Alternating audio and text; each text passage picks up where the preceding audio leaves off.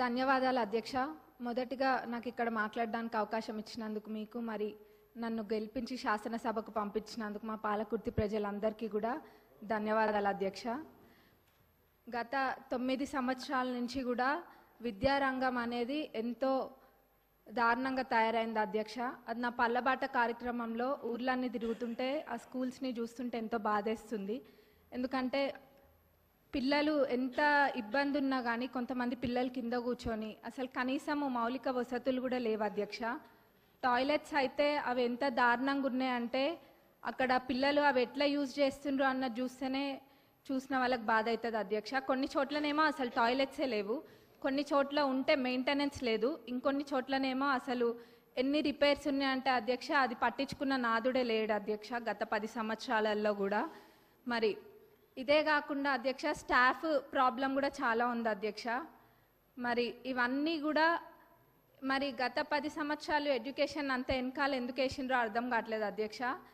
వేర్లు మంచిగా ఉంటేనే చెట్టు మంచిగా ఉంటుంది. మరి అసలు ఆ వేర్లే మంచిగా లేనప్పుడు మరి ఇంకా ఏమవుతారు, పిల్లల భవిష్యత్తు ఏం కావాలి అధ్యక్ష. మరి గవర్నమెంట్ స్కూల్స్ ఒకప్పుడు ఎంత మంచిగా ఉంటుండే అధ్యక్ష. ఇప్పుడు ఆ గవర్నమెంట్ స్కూల్స్కి పంపించాలంటే ఎంత లేనోళ్ళు కూడా ఆలోచిస్తుండ్రు అధ్యక్ష. అంటే వాళ్ళకి ఆర్థికంగా ఎంత భారమైనా కానీ ప్రైవేట్ స్కూళ్ళకి పంపించుకుంటుండ్రు అధ్యక్ష. ఎందుకంటే అక్కడ పోతే ఎటువంటి వసతులు లేవు కాబట్టి. కానీ ఇప్పుడు అయితే అధ్యక్ష మన ప్రభుత్వం అధికారంలోకి వచ్చినాక ఈ విద్యారంగం అనేది క్రమంగా మెరుగుపడుతుంది. అట్లనే ఇంటిగ్రేటెడ్ స్కూల్స్ అనేది కూడా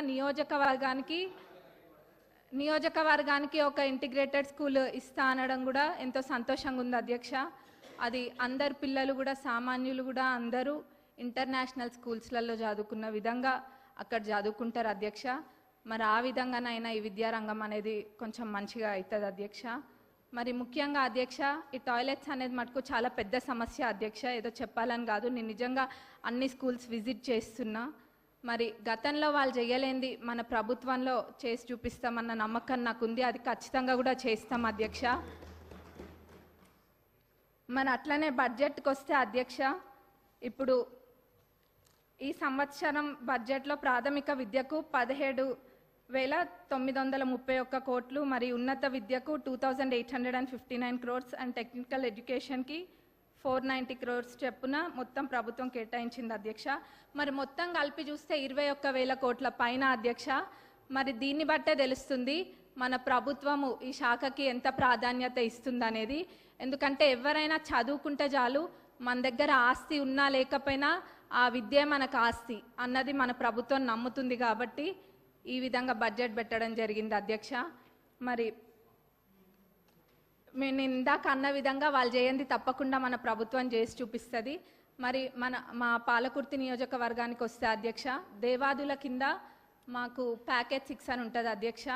మరి అన్నీ కంప్లీట్ అయినాయి కానీ అధ్యక్ష ఎందుకో మా ప్యాకేజ్ 6 మటుకు గత 10 సంవత్సరాలకు ఎంతో నిర్లక్ష్యానికి గురై ఉంది అధ్యక్ష.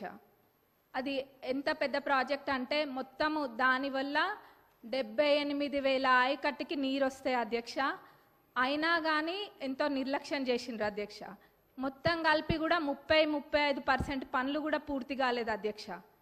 రైతులు అంటే అంత చిన్న చూప అధ్యక్ష. మనము ఇప్పుడు రైతుని రాజు చేసే ప్రభుత్వం మన ప్రభుత్వం అధ్యక్ష. కాబట్టి మన ప్రభుత్వంలో ఇది ఖచ్చితంగా చేయాలి అధ్యక్ష. మరి ఆ 30-35% కూడా కంప్లీట్ కాలేదు. ఏమైందంటే గత ప్రభుత్వంలో గత పాలకులు ఏదో ఎలక్షన్ల ముందు ఆదరాబాదరాగా జనాలకు చూపించుకోవడం కోసం అని చెప్పి పాత కాంట్రాక్టర్ యొక్క టెండర్ని రద్దు చేసి కొత్త కాంట్రాక్టర్లను పిలిపించి ఆ ఎస్టిమేట్లో ఎన్నో తప్పులతోటి అధ్యక్ష, ఎన్నో మిస్ చేసి ఎస్టిమేట్ వేసిండ్రు అధ్యక్ష. మరి అప్పుడుతో పోలిస్తే జిఎస్టీ కూడా మరి 12% నుంచి ఇప్పుడు 18%కి పెరిగింది అధ్యక్ష. ఇట్లా ఎన్నో ఇబ్బందులతోటి ఈ కాంట్రాక్టర్లు కూడా పనులు చేయలేకపోతుండ్రు అధ్యక్ష. కాబట్టి ఈ పాత ఎస్టిమేట్ని కొంచెం సవరించి కొత్త ఎస్టిమేట్ తయారు చేసి అట్లనే పనులని ప్రారంభించాలని చెప్పి మీ ద్వారా గౌరవ ఇరిగేషన్ మినిస్టర్ గారిని మరి గౌరవ సీఎం గారిని కోరుతున్నాం అధ్యక్ష. ఎందుకంటే చాలా పెద్ద ప్రాజెక్ట్ అధ్యక్ష. 78,000 ఎకరాల అందరికీ ఇది నీరు అందిస్తుంది కాబట్టి ఇది పెద్ద ప్రాజెక్ట్ అధ్యక్ష. దీన్ని మన ప్రభుత్వంలో పూర్తి చేసి చూపించాలి అధ్యక్ష మనము. మరి అట్లనే అధ్యక్ష కాలువల అధ్యక్ష, కాలువలు కొన్ని చోట్ల అధ్యక్ష అన్ని చాలా మటుకు కాలువలల్లో అన్ని చెట్లు మొలిచి ఉన్నాయి అధ్యక్ష. దాన్ని కూడా ఎవరు పట్టించుకోలేదు. మళ్ళీ ఎట్లున్నారంటే ఇక్కడ సభలో అనొచ్చు అనొద్దో అదేదో వాళ్ళు చేయకుండా ఏదో 10 సంవత్సరాలు మనమే ఉండి పాలించినట్టుగా చెప్తున్నారు అధ్యక్ష. ఏమైంది కాలువల్లో అవి ఉన్నాయి ఇవి ఉన్నాయి అని. మరి నవ్వాలో ఏడవాలో తెలియదు అధ్యక్ష. కాబట్టి మేమే మా నియోజకవర్గంలో అయితే ఒక 30 కిలోమీటర్లకు పైగా మా సొంత డబ్బులతోటి మేమే పెట్టి అది తవ్విపియడం కూడా జరిగింది అధ్యక్ష. ఇక్కడ ఇదంతా ఇబ్బంది లేకుండా లైనింగ్ కాలువలు అన్నిటికీ కూడా లైనింగ్ చేయాలని మీ ద్వారా నేను కోరుతున్నా అధ్యక్ష. మరి అట్లనే అధ్యక్ష చివరిగా రుణమాఫీ, ఆ రోజు అందరము ఇక్కడున్న శాసనసభ్యులం అందరం కూడా ఎంతో నమ్మకంతో చెప్పినాము. గతంలో రుణమాఫీ పూర్తి స్థాయిలో చేసింది కాంగ్రెస్ ప్రభుత్వమే, ఇప్పుడు చేయబోయేది కూడా కాంగ్రెస్ ప్రభుత్వమే అని. అది మాటలకి మాత్రమే అంకితం కాకుండా అధ్యక్ష ఈరోజు అన్న విధంగా తప్పకుండా చేసి చూపిస్తుంది కాంగ్రెస్ ప్రభుత్వం అని చెప్పి ఈరోజు మనము చేయడం జరిగింది అధ్యక్ష. మరి ఇది అందరికీ ప్రతి ఒక్క కాంగ్రెస్ కార్యకర్తకి మరి ప్రతి ఒక్క రైతులకు కూడా ఇది గర్వించదగ్గ విషయం అధ్యక్ష. మరి మన గౌరవ అగ్రికల్చరల్ మినిస్టర్ గారిని మరి మన డిప్యూటీ సీఎం గారికి మా నియోజకవర్గ ప్రజలందరి తరపున ధన్యవాదాలు తెలియజేస్తున్నా అధ్యక్ష. నాకు ఇక్కడ మాట్లాడే అవకాశం ఇచ్చినందుకు మరొకసారి ధన్యవాదాలు తెలుపుతూ ముగిస్తున్నాను.